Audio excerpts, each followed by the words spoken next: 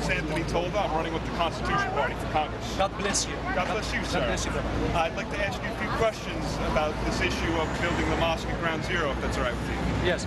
Well, we come here to educate, because your people here, they don't know any about Islam. So this Imam, first of all, if you want to reconstruct a building here, a mosque here at Ground Zero. Ground Zero, it's away from the World Trade Center 150 meters. So why he choose this place? If he want to build this mosque here, the government in Saudi Arabia must give us a permission to build a church so close to Kaaba, but we couldn't. As Christians, we came here because we are looking, searching for freedom of speech. If I talk like that in Egypt, I will be killed. They put price on my head in Egypt. I cannot talk like that. So Muslims, they want to Islamize America.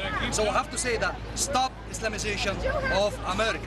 Americans, they don't know any about Islam. We came here to teach you, your people here, about Islam, Muhammad, mentality of Muslims. I've researched a bit about this, and I know historically, when Islam has a conquest, then they would build a place of worship. They would build a mosque as a sign of their victory. Yes. So would you say that that's what they're trying to do here? They're trying to show a sign of their victory, or yes. what they consider a victory? Yeah, by building this mosque here, they are trying to say that, well, we are here, we are Muslims. So they are trying to change the idea, because after September 11, the image of America is totally tarnished in the Middle East. So this Imam, by building this mosque, he tried to change the idea.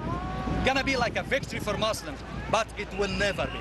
Now, I know a lot of people in the media would probably call you or myself an Islamophobic for not wanting this mosque to come here. Would you say that we're Islamophobic, or that we just have common sense? Because I would say we just have common sense. But how do we explain the difference to people? What's the difference between common sense and being Islamophobic? Well, Islamophobic, this definition, this terminology here, people, they know after September 11. So a lot of people, even in the Middle East, they're afraid of this word, Islamic phobia, and your people, they're afraid of Muslims. But common sense for you, because you don't know any about Islam. You don't know any about how the other they think. Right. But some people, like Bin Laden, he was raised here, he stays here. Ayman al-Sawar, he knows your mentality here. Muhammad Atta, the guy who crashed the World Trade Center by plane, he knows the mentality here. This guy, he got his education here to learn to be a pilot in America. So people, they hate you. They hate Americans, and they consider you as infidels. Why? Because in Quran, it's written 111 Quranic verses, kill who do not believe in Allah. Who do not believe in Allah? You, as Americans. Because they consider you as infidels, unbelievers. They call it kuffar, right?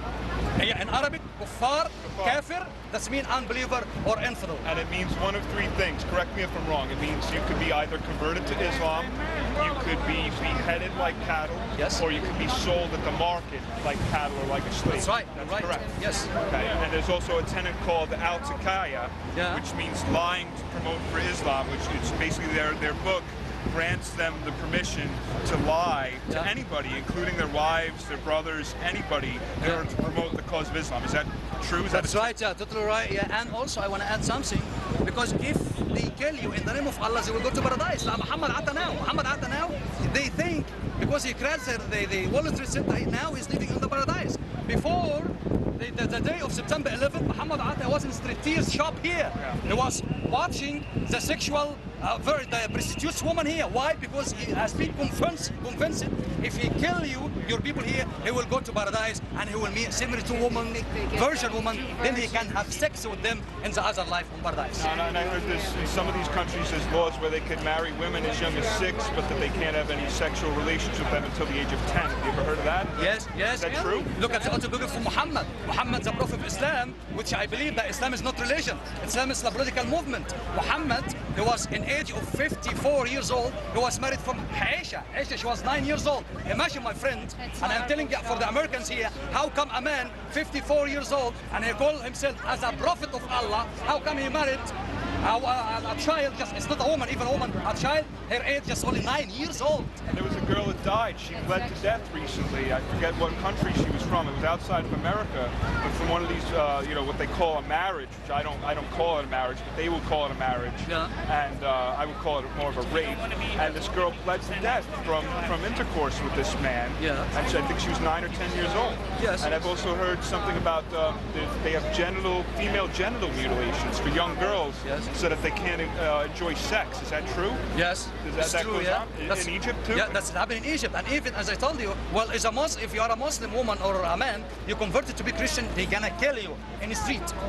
In the street. If they are a Muslim and they kill you as Americans, they are not going to be in hell. They're gonna be in paradise. Also, if someone's a homosexual, they would kill them for that as Yes, they well. are against homosexual also. That's mean against human rights. This is Islam. And wake up America because they're gonna build, they wanna implement their laws here, Islamic laws, in your courts here, in American courts. Watch out what they plan for the future.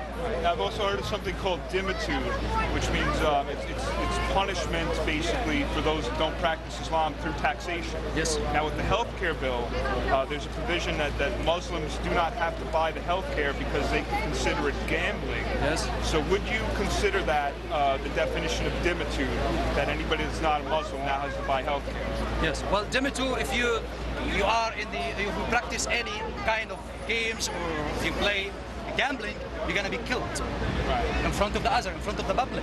But the dimitude itself is punishment through taxation. Yes, punishment to taxation, and also you have to pay taxes. You have to pay taxes for Muslims, as they did for the Middle East, as Copts there. Because in Egypt, they invaded us and they forced us to pay taxation. Now my question is, if they're allowed to be exempt from the healthcare bill because healthcare insurance is considered gambling, well, what about car insurance? Is that not gambling for them? Or what about business insurance? So, Yes. so theoretically, by this logic, any Muslim can open a business and say, well, that's gambling, and I can't do that. I don't believe in that, so I don't have to have business insurance. And well, I'm going to drive my car, and because I don't believe in gambling, it's against my religion, I don't have to buy car insurance. Yeah. Now, these pose a lot of interesting questions as far as the logistics of how this would work in our society. Where does it stop? Yeah. When it gonna stop? Yeah. Where does it stop? Yeah. Well, special treat. I'm sorry, you're terrific. You're asking great questions. Would you agree then that what you're discussing is for the first time in the history of the United States is now getting special treatment to a group of people? Yeah. Special treatment for a group of people. Well, you're talking about the dimitude and they don't have to be part of this healthcare insurance. Since when does the United States divide its groups of people into those that get special treatment? This has never happened before. Never happened before, yeah. This has never happened in your history here. pretty And this is my dangerous message for Obama. Obama, you went to Egypt and you was talking to Egyptian there and you said that we respect the human rights and you respect the Muslim rights in America. Now, this Imam Faisal Abdul Rauf, he got already permission from New York State here, and he want to build and reconstruct this mosque here. Where? At ground zero here. Where? 150 meters away of World Trade Center. Obama, are you a Muslim or what? You are with Muslims? Your policy now with Muslims or against Muslims? Wanna know? Tell us, please. Because as Christians, as Copts, we ran away from Egypt to move here, and we're looking for our freedom here. He told the reporter he was Muslim. He told a few reporters he was Muslim.